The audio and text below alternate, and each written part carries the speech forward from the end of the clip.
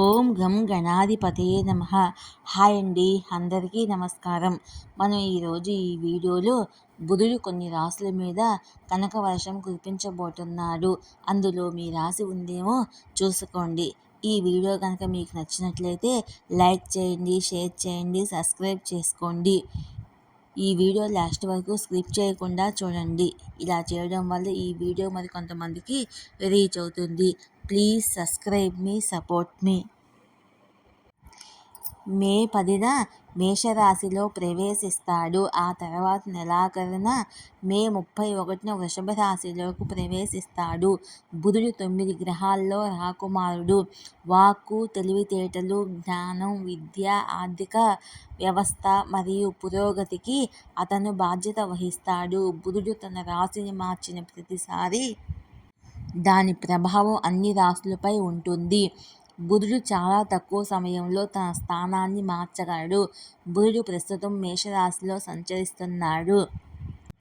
మే 10న మేషరాశిలోకి ప్రవేశించాడు. ఆ తర్వాత ఈ నెలాఖరున మే 31న వృషభ రాశిలోకి వెళ్తాడు.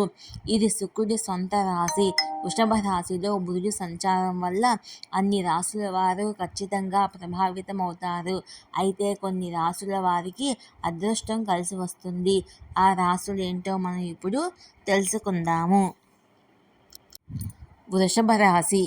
బుధుడు మీ రాశి చక్రంలో మొదటి ఇంట్లోకి ప్రవేశించడంతో మీ వ్యక్తిత్వం పెరుగుతుంది.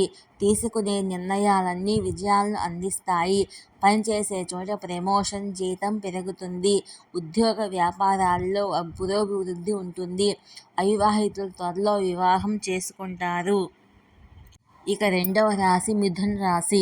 బుధుడు మీ రాశి చక్రంలో 12వ ఇంట్లో సంచరిస్తున్నాడు. దీనివల్ల డబ్బు ఆదా అయ్యే అవకాశాలు పెరుగుతాయి. మీకు అదృష్టం పూర్తిగా లభిస్తుంది. మీరు అన్ని పనుల్లో విజయం సాధిస్తారు. చాలా కాలంగా పెండింగులో ఉన్న ఉద్యోగాలు లభిస్తాయి. చేపట్టిన పనులన్నీ విజయవంతంగా పూర్తవుతాయి. ఇక మూడవ రాశి కర్కాటక రాశి. బుధుడు మీ రాశిలోని 11వ ఇంట్లో సంచరిస్తున్నాడు. దీనివల్ల మీ ఆదాయం పెరుగుతుంది. ఆర్థికంగా పురోభివృద్ధి ఉంటుంది. డబ్బు సంపాదించే అవకాశము ఉంది. కొత్త పెట్టుబడులు మంచి లాభాలను తెచ్చిపెడతాయి. చేపట్టిన పనులన్నీ విజయవంతంగా పూర్తి అవుతాయి. తోబుట్టువులు సంతోషంగా ఉంటారు. ఈ వీడియో కనుక మీకు నచ్చినట్లయితే లైక్ చేయండి, షేర్ చేయండి, సబ్స్క్రైబ్ చేసుకోండి. Please subscribe me, support me.